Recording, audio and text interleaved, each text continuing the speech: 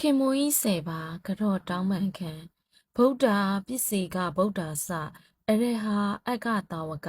မာတာပိတုကုရုတတာဓမ္မဒေတကာစဒါယကဣမေတိသမဟာကုနေအဟံဝနာမိတံပတာ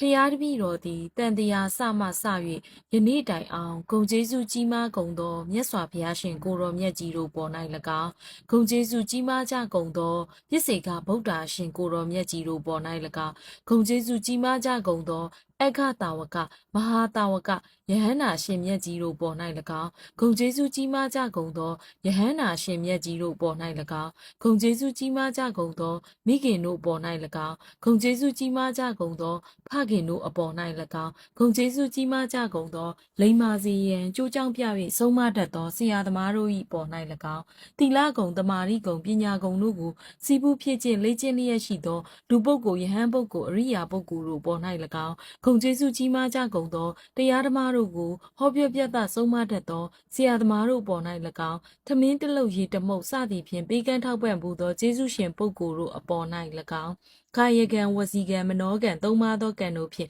ပြစ်မှားမိသည်များရှိခဲ့ပါသည်ထိုအပြစ်တို့ကိုပျောက်ပါစေခြင်းအကျိုးငါရိုသေမြတ်နိုးလက်ဆောင်မူ၍ရှင်ခိုးပါ၏အရှင်ဤသို့ရှင်ခိုးပူဇော်ပူညော်မန်လျှော့ကြောရသောကာမှုကံစေတနာတို့ကြောင့်အလုံးစုံသောဘေးရောဂါအန္တရာယ်ပေါင်းတို့မှကင်းဝေးပြီးလျင်မြတ်စွာဘုရားရှင်ဟောကြားတော်မူသောသစ္စာလေးပါးမြတ်တရားကိုကောင်းစွာသိမြင်၍နိဗ္ဗာန်သို့ဆံဝင်နိုင်သောကိုဖြစ်ရပါစေသာအရှင်ဘုရားလောကီမင်္ဂလာဖျားဖျားတို့သည်စိတ်ကြံတိုင်းတောင်းတတိုင်းလွယ်ကူလျင်မြန်စွာပြည့်စုံ၍နှလုံးစိတ်ဝမ်းအေးချမ်းရပါစေသာအရှင်ဘုရားမိမိအပေါ်ပြစ်မှားစော်ကားထားသူများအားပြန်လဲကြည်အေးနီ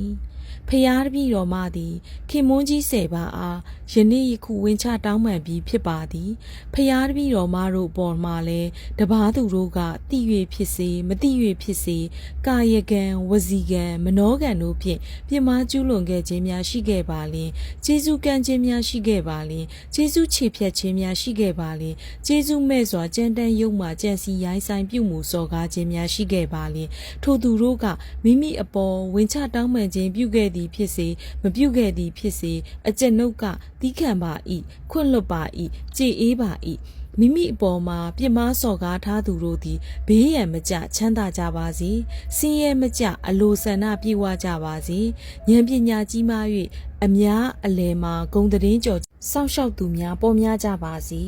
မဉ္ဇဉ်ဖူဉ္ဇဉ်များပေါ်ထွန်းကြ၍တန်တရားခရီးကိုတူတူဖြင့်နိဗ္ဗာန်ချမ်းသာကိုမျက်မှောက်ပြုနိုင်ကြပါစေ